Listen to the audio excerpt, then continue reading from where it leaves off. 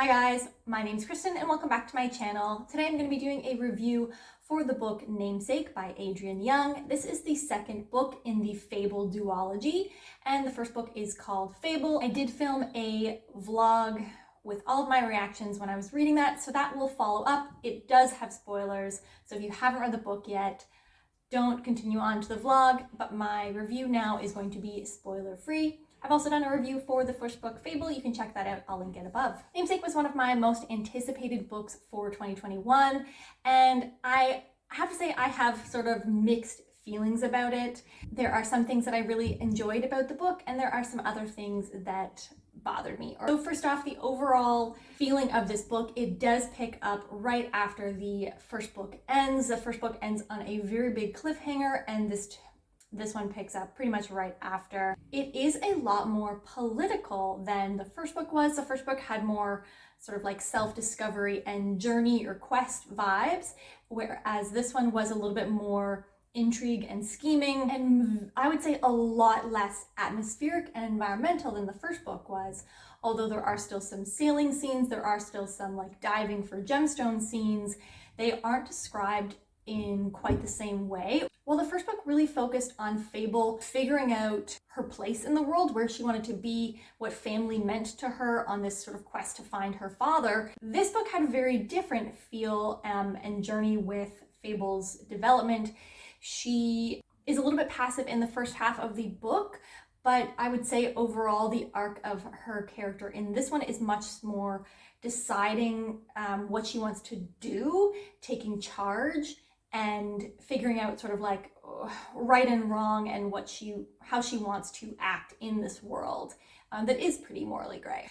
Okay, what did I like about this book? I will start with the positives. I did really enjoy the more political intrigue and scheming of this book. I do really like political intrigue books. This is not the most politically intriguey, scheming book out there by any means, but it was much more so than the first book. So I also really liked the ending. I was feeling very worried towards the end. This is a very short book overall. Adrienne Young has commented in many interviews that she likes her books to have a fast pace. She doesn't want any fluff or filler. Everything that is in her books, all of her writing, has intent and is there for a reason. And you feel that throughout. I liked where the ending got us, even though I was quite worried leading up to that point. There were some return of characters from the first book that I actually wasn't expecting. It kind of felt like their storylines were over, and when they showed up in this book, I was really excited about it. And I would say both were actually aspects that I really enjoyed, the dynamic between Fable and that character. I like the complicated family dynamics that were explored throughout this series and in this book again. The relationship between Fable and Saint, her father, is very complicated. There is definitely like a kind of big like roller coaster to that dynamic in the book, and I enjoyed that aspect. And finally, one of the other sort of like final things that I liked about this book was the side characters. These side characters felt really fully developed. They felt like distinct people with their own unique backstories and history. Again, because it is such a fast-paced book and a shorter book and series, we don't get as much time with these side characters, but despite that, they are generally fully developed. Okay, so now on to the more negative side of the things. What are the aspects of the book that I did not like or that frustrated me? Because there actually were quite a few. Right out of the gate, I would say, or like the top one here is, I didn't love West's attitude in this book. West is the love interest from the first book. I really liked him and Fable together in the first book. And I don't want to say that it was a huge change of character for him, because he is sort of angry and grumpy and taciturn and brooding and silent in the first book. So I don't want to say that those things were shocking here. It was more just that the situations such that they were, I didn't like how he reacted in them. I also didn't like that we spent so much time in the beginning talking about how he's not as nice of a person as you think, Fable. And that just felt really drummed up and unnecessary to me. I felt like it was established that West was a morally gray character in the first book. It felt like it was unnecessarily trying to create more tension between West and Fable. There was enough tension created by West in and of itself. The whole whether or not he's a good person seemed unnecessary. The way that West responds to a couple situations really feels like he's trying to control, you know what, I almost said the situation, but in reality, Fable. It felt like he was trying to control Fable. Fable will sort of like explicitly say, this is what I want, this is what I need, this is the decision that I'm making, this is how we're moving forward. And then it was sort of this like weird protectiveness thing that he did where that turned around and he would make decisions without telling her, or he would do things that counteracted what she had asked and said that she needed. So I didn't love a bunch of stuff that happened with West. There was also a lot of crew tension in this book, which I wasn't expecting. I was really looking forward to the reunion moment when Fable is reunited with the crew, and it was positive for about 1 minute, and then because of West's actions, the crew's relationship with Fable and with West sours really quickly. And so instead of having a crew book where everyone is working together really well and they're just like killing it together, instead we got them still working together but being really angry about it, and I didn't love that tension. I don't mind like found family or crew vibes being questioned or going through rocky periods, but it just felt like there wasn't enough time for it to both fall apart and be put back together in this relatively short book. So it led to the majority of the time that the crew was in the book being uncomfortable, angry, and tense. And then ultimately, I do really love a good atmospheric and environmental read, and this book felt very much so less atmospheric than the first book did. I actually put on the Fable and Namesake playlist for a little bit of time to sort of increase my feelings of attachment to the book. So that is sort of my quick, non-spoilery review for Namesake at large. Overall, I did still really like this book. I absolutely love this whole series. I love the journey and the character growth that we go on with Fable throughout. Ultimately, I would say that the first book is still my favorite book in this duology, but ultimately I did enjoy this book as well. I did like it. If Fable was a 5, this would be a 4. Yeah. If you have watched the book, stick around, watch the vlog that is coming up. I react to everything as it happens, and I had a lot of fun filming it. Anyway, that's it for me today. Have a great day, guys. Bye. Look what just arrived. I'm so excited. I'm like both overwhelmingly like giddy with excitement to start reading this, but also terrified. I don't want it to be over. I don't want it to be done. I don't plan on doing anything other than reading this until it is done. I might eat food, but other than that, I'm just like, I made no plans, no commitments today or tomorrow after this. I'm worried about one particular thing not working out the way that I want it to, because in both the fan art, it's like 2 characters together. However, it looks like a tense, fraught moment, and they don't look super happy, and that makes me really nervous and upset. And in the first book, it ends with a really big cliffhanger, and I feel like I've been led to believe, I've watched a lot of interviews and sort of like Insta lives with the author, that this book is going to focus more on the mystery behind the Fable's mom. I have a couple predictions, so I will put those out now. I think that the mom is either royalty from Bastion, like from like the fancy city, and she like didn't want that life and became a dredger and a sailor, or she is somehow related to that other like really wealthy, the jewel stone trader. I forget their name. I'll say it when I come across it. And so I think that the mom is either royalty from Bastion, or she's related to this gemstone trader from Bastion. Yeah, that's it. Okay, so plan. I'm freezing. I just got back from my walk. I need to eat some food, so I'm gonna like get food started while I probably crack open the spine and get reading. And then I'm gonna set up and just like read and react. So that's the plan.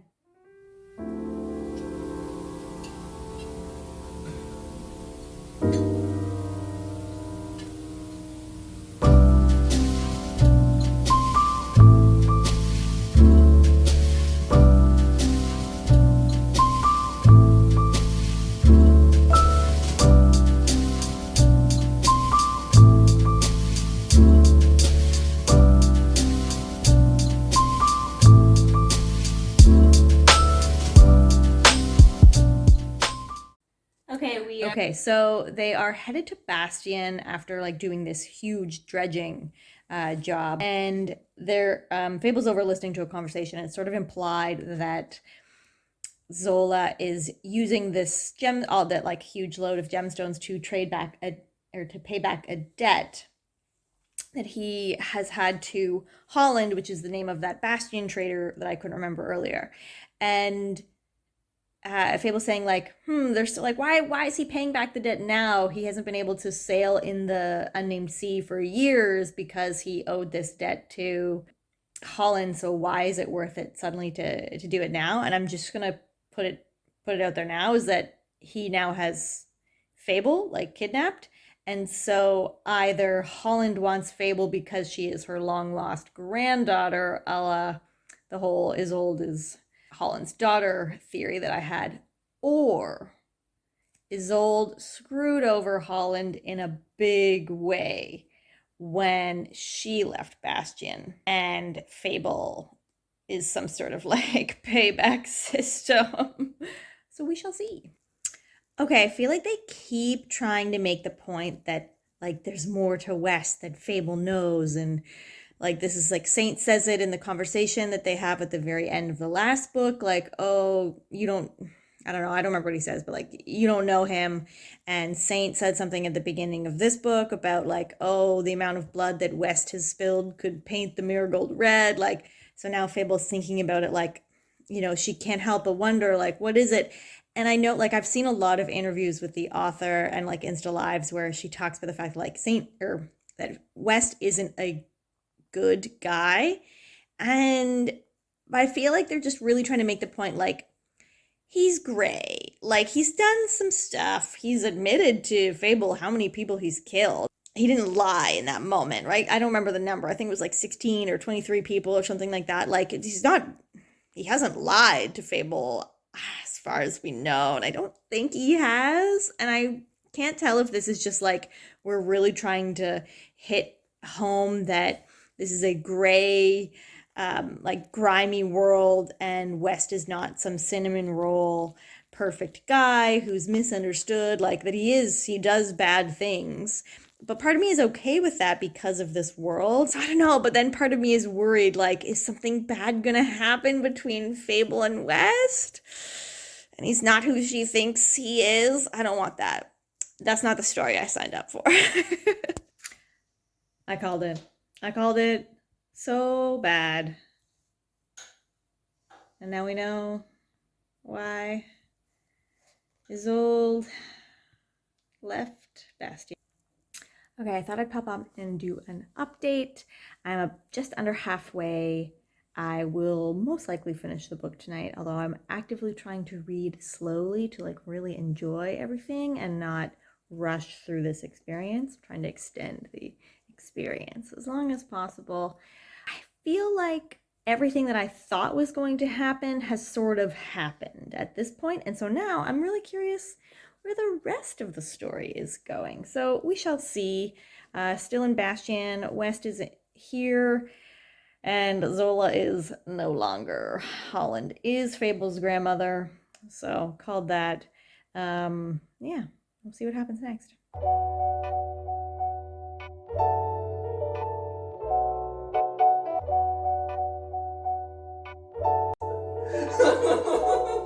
Okay, this is intense. I can't get this back right.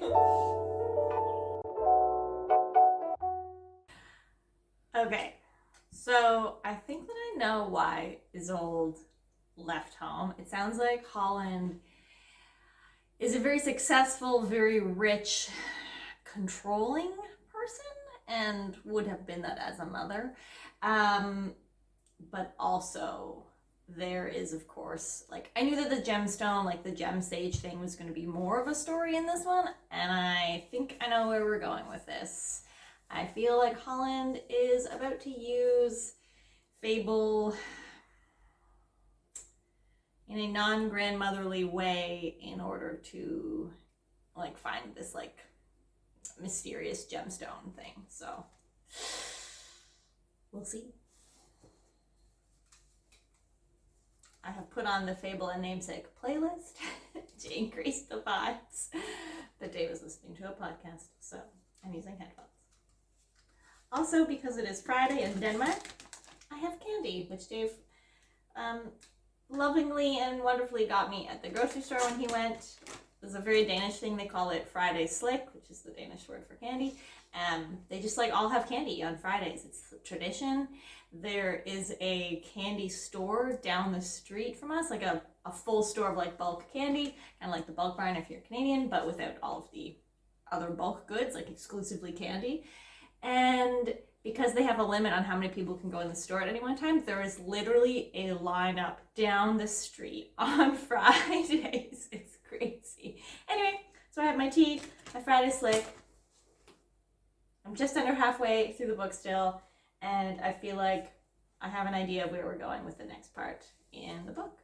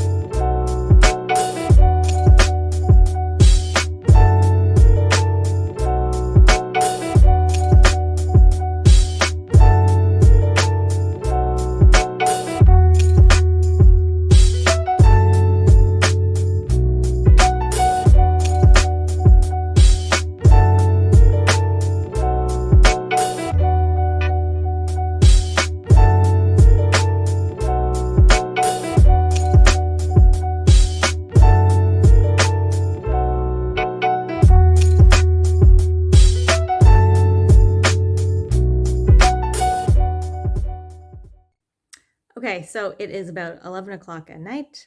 I thought I would stop and do like a little bit of a check-in. I am on chapter 21. I think it's like a little over halfway or somewhere around there. I'm starting to get a little bit frustrated about a couple things, so I don't know. I feel like the author tried to, like, I said that like it felt like they were making a big deal about like, oh, West isn't who you think he is. West, there's more that you know. West isn't who you think he is. And I mean, like, I think that it just felt like drummed up a little bit. Like, I don't know about Fable when they finally had it out and he was like, oh, there's more that you should know. I've been like Saint's, like dirty fixer, sort of like doing all of his dirty work for years. It wasn't just that one time in Soen that you knew about. And it's like, well, obviously, like, wasn't that clear? I just assumed that was the case. They acted like because he didn't say, when like the confession scene, when they were like, he like says all of that stuff, because he didn't say like everything he had ever done for West ever, that was somehow like a lie. And I don't know, like it felt like the author was trying to make more drama than was necessary. So that whole argument felt like just like really drummed up to me. And then the next morning, basically like Fable tells him that in the night she decided to make a deal with Holland, which is essentially sort of what I had guessed. Holland wants Saint to be killed, and she wants to take over like trade in the Narrows, and Fable doesn't want that. So Fable offered to make a deal. She is going to try to find this particular gem. And in exchange for that, if she does find it, then Holland says she will not kill Saint and she'll leave Saint in the Narrows alone, sort of. So like whether or not that happens, we'll see. But when Fable tells Wes the next morning that she did this, he like really freaks out and gets very angry with her and like says that she made that deal for both of them, which like is fair. She says she would have felt the same way if he had done that, but at the same time he was just like kind of like really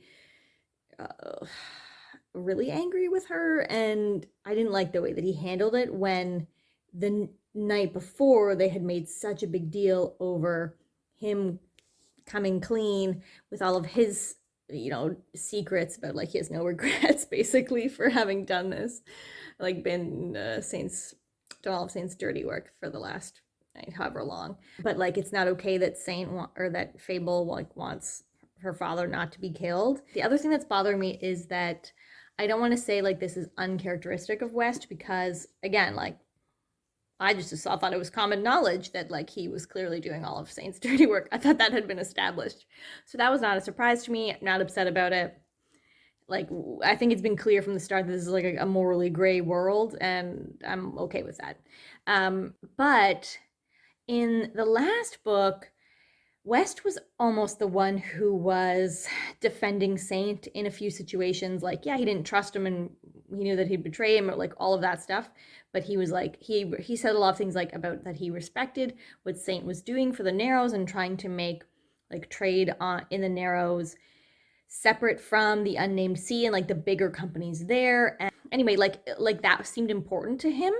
And then now when they find out that Holland basically wants to take over trade in the Narrows, and Fable's like, we can't let her do this, Wes is just like, oh, Saint's on his own, like we should go quick. And you're like, well, yes, Saint is on his own, but at the same time, like Saint is the only thing standing in the way of Holland taking over the Narrows, which is something that you said in the first book. And so now when it's clear that that's what Holland is trying to do, you're just like, oh, not my business, not my problem.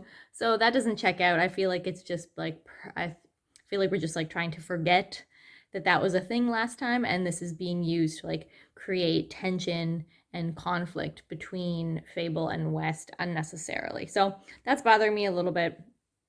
The playlist is helping me to like stay in the mood a little bit, because I don't know, I feel like I was caught up a little bit more in the story of the first one than I am feeling in this one. So the playlist has just been helping me. I am curious, because this just happened like just before I pressed pause, where do you ever have, for those of you who listen, so first off, do you listen to music or don't you listen to music when you read? I often do, but it has to be very specific playlists. It can't, like, usually I don't do lyrics. This is a rare case, I would say, but it's because I have this playlist so connected with this story and this vibe from the first book. But usually it has to be like no words or very minimal words. It has to be somewhat like not too stimulating, because it can't be distracting. And I almost like stick to a couple different playlists because I want it to be familiar enough that I don't get distracted. It just needs to be like have like a good beat.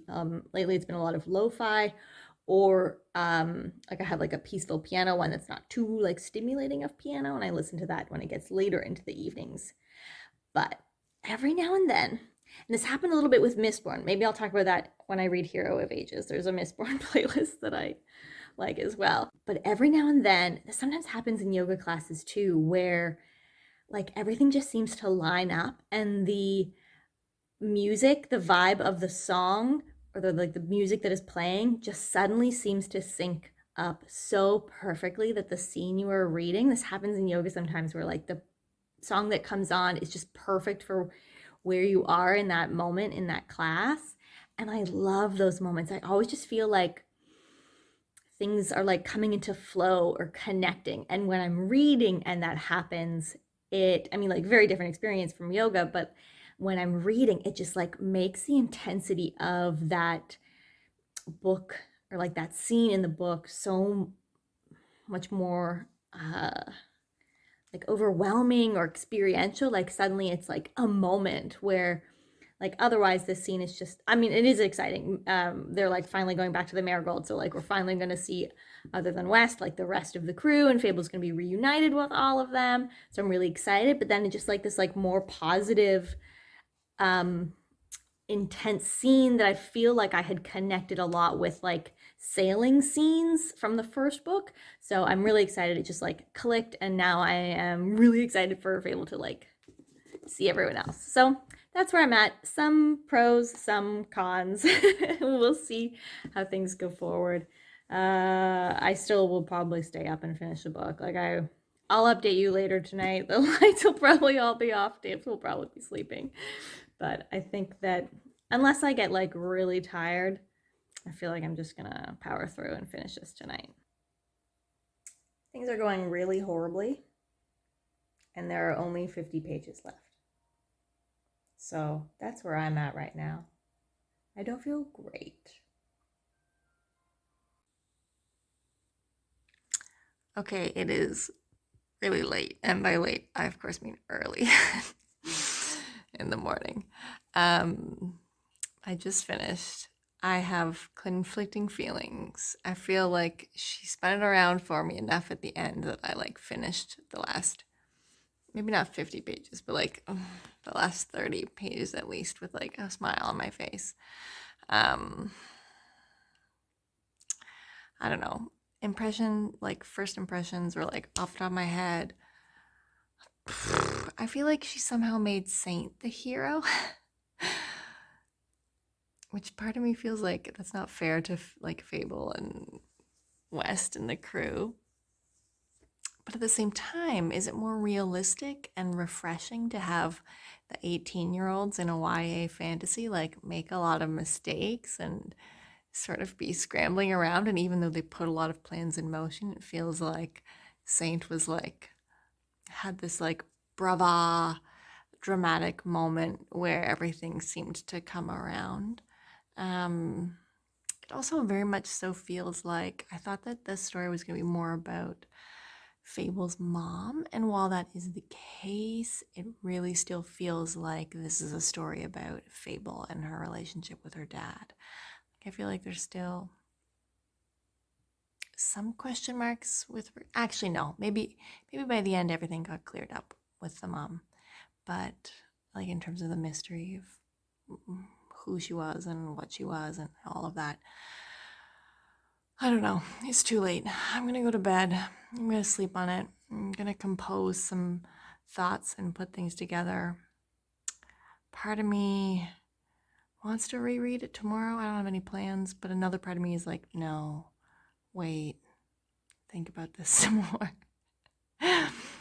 Anyway, so that's Namesake. I'll maybe like do a little outro with my final review thoughts on Namesake. And yeah, I'll film that tomorrow. Or I'll think about it. Alright guys, well that was my review and vlog for the book Namesake. Let me know down below if you have read this book, what you thought of it, and I will see you next time. Bye guys.